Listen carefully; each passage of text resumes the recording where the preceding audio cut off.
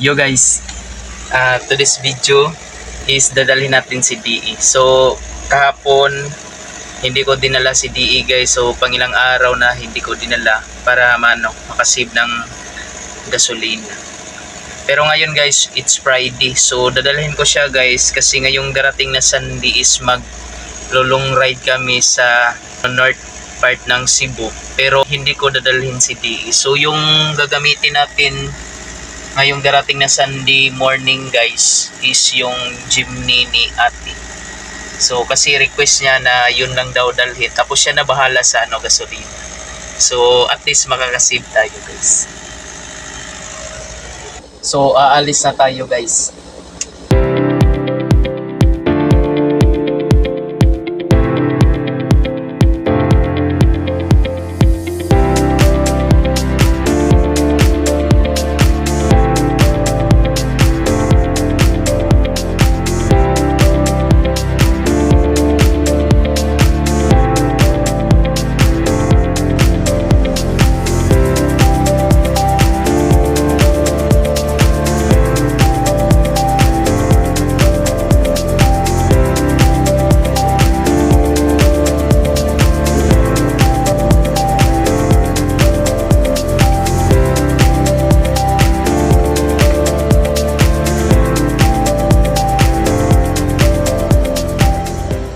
So, may nagtatanong pala guys kung bakit DE 64B at 4x2 lang yung pinili.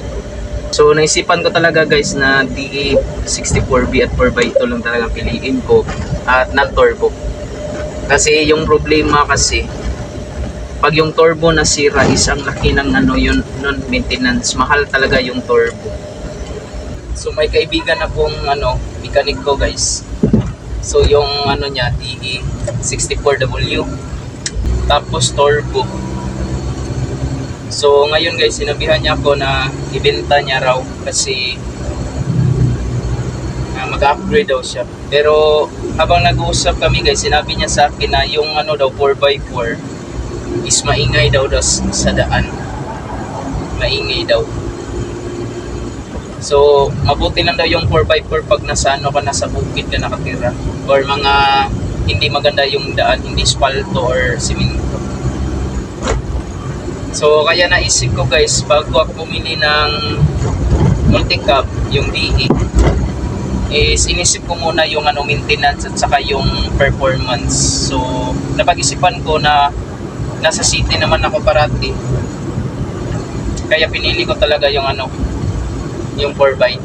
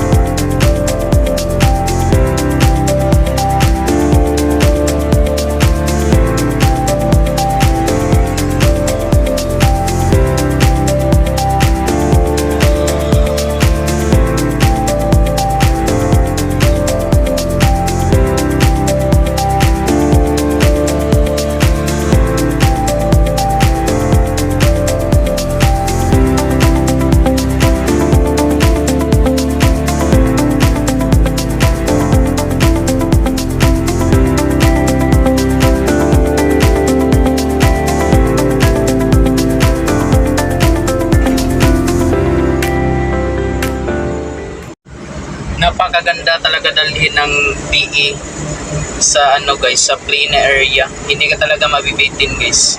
At enjoy siya dalhin. Iba talaga yung feeling kasi nakapag-drive ako ng Montero, Jimny at saka ito guys. Iba talaga yung feeling. Maganda talaga siya dalhin guys.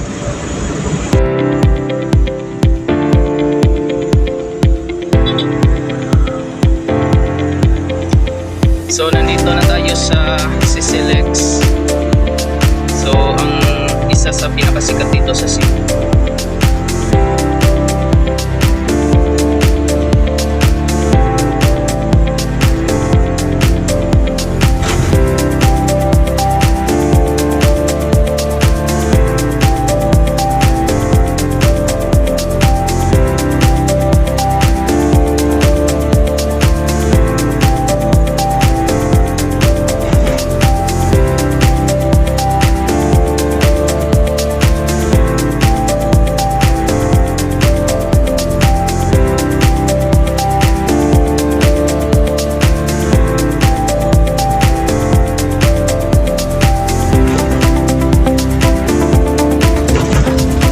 So papasok na tayo sa Cebu City Tunnel dito sa Plaza Independencia.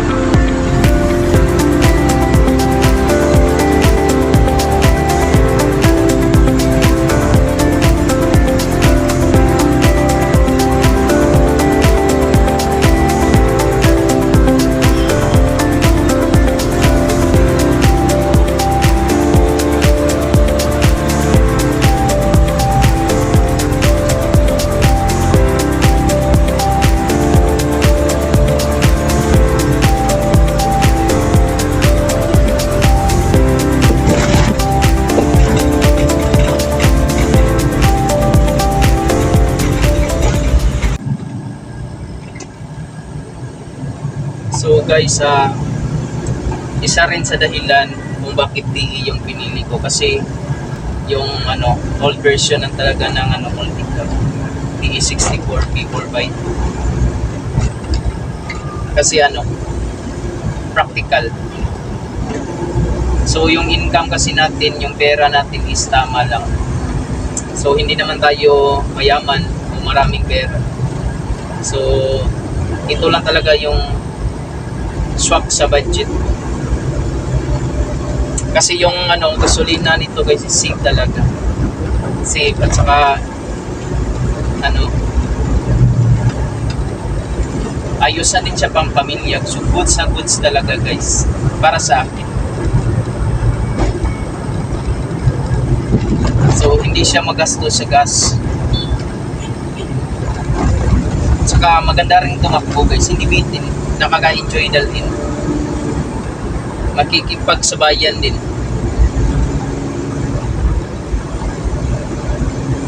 So nandito na tayo sa Robinson Galleria Cebu. So malapit na sa workplace.